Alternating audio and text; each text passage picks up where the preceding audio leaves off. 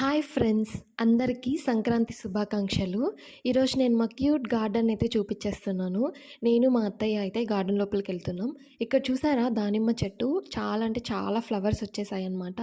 And ఇది జామకాయ చెట్టు. ఇప్పుడు నా అంత హైట్ అయితే వచ్చేసింది. చిన్న చిన్నగా పూత అయితే స్టార్ట్ అయిపోయింది. ఇది కరివేపాకు చెట్టు ఫ్రెష్‌గా పూతొస్తుందన్నమాట. అండ్ నెక్స్ట్ వచ్చేసి ఈ తులసి మొక్క. ఇది చూడండి చాలా పెద్దగా అయితే గ్రో అయిపోయింది. అండ్ ఇవన్నీ కూడా మా మామయ్యే అనమాట ప్లాన్ చేసింది. అలాగే తీసుకొచ్చి మొక్కలు నాటింది కూడా మా మామయ్యే అనమాట.